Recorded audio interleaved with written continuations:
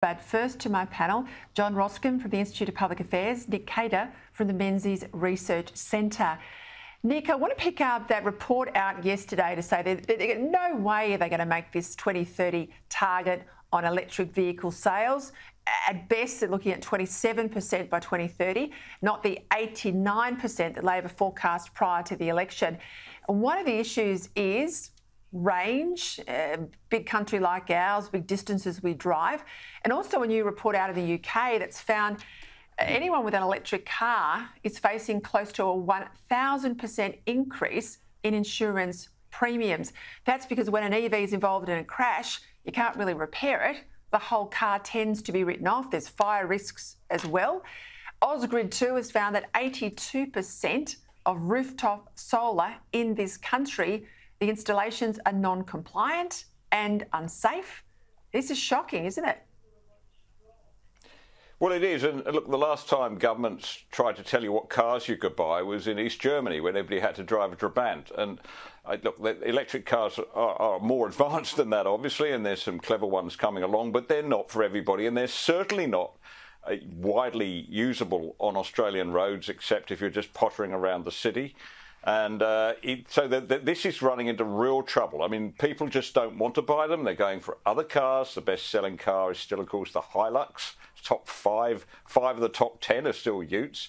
You know, they're not going to work, and the government mandating it is not going to change a thing. So but Chris Bowen's going to miss this target. And what's more, you know, even if we get to 30%, 27%, those cars are going to be still being charged largely with coal by 2030. We won't be at a stage where we're anything like 82% renewable. I know this is the travesty of it all for those green zealots. John, a new report out from your organisation, the Institute of Public Affairs, they have found that just 10 weeks of classes, 10 weeks only, across the whole 4 years of a Bachelor of Education degree, so less than one semester, is actually dedicated to literacy and numeracy skills so the teacher can teach literacy and numeracy. Now, there's a whole lot of woke stuff in the teaching curriculum. Any wonder our kids are going to try and ditch school tomorrow and march for Palestine. I don't reckon they could even find it on a map, let alone spell it for most of them. That's right, Peter, and I think there'd be very few parents of school-aged children who are surprised by this report. What we have is university education departments, as identified by Dr. Bella de Brera, who are more interested in pursuing ideologies of race politics, identity politics, climate change, alarmism, than actually equipping teachers, A, to impart knowledge, and then B, to control the class. And that is why, despite the very substantial increase in funding that we've seen in Australian schools over the last decade since the so-called Gonski reforms, our standards continue to fall. The National Anti-Corruption Commission head, Paul Brereton, Nick, we haven't heard a lot from him. We know it started on the 1st of July. He has said that he's going to really look closely, though, at contractors who want to use taxpayer funds as a quick way to make money. We saw all of this, you and I well know, during the pink bats fiasco, but I also think it's a feature of the NDIS too. Yeah, well, I think you're right, Peter. And look, we know people that just move from one business to the next, whatever the government's subsidising, it'll be in that business, whether it's pink bats, whether it was laying renewables too, Nick. Renewables, exactly. You know, that is the safest business to be in, right? Because you've got somebody who you know will pay you from taxpayers' money.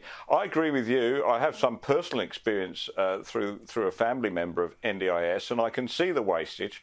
Everybody involved in the sector, by the way, knows this. It's the dirty little secret that nobody in the sector really wants to talk about. And this has to be reined in. We can't get to a situation where it's costing us $100 billion a year. What's that, about twice as much as we spend on hospitals, for instance?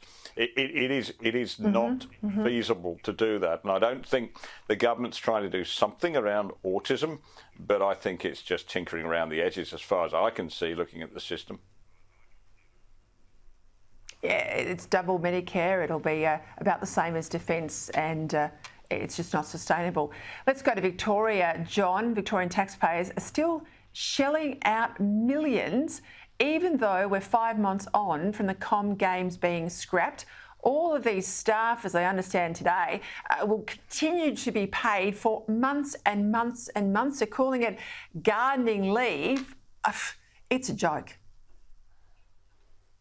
Well, this is the condition of Victoria at the moment. And if you're Victoria, you're seeing what is happening under a Labor government. And this is yet another example of the waste and mismanagement that we're suffering from here in Melbourne. And that explains why a day ago we discovered that the living standards of Victorians have fallen faster and further than those living in any other state. If you are suffering under a Labor government, you are losing here in Victoria, and this is yet another example of what we're experiencing. But, mate, it's not going to change unless those Liberals lift their game and give people something to vote for. Before we go, Nick, news from Hollywood. The star Susan Sarandon has been dropped by her agency after she said frightened Jews are, quote, getting a taste of how it feels to be a Muslim in America at a big pro-Palestinian protest in New York. I mean, this is shocking. I found that particular outburst particularly shocking. You expect a little bit better from people in the public eye like that, but it just shows, doesn't it, how far, Peter, this delusion has gone, and people have opted just for this easy cartoon narrative. Palestinians good, Israelis bad. Palestinians oppressed, Israelis oppressors.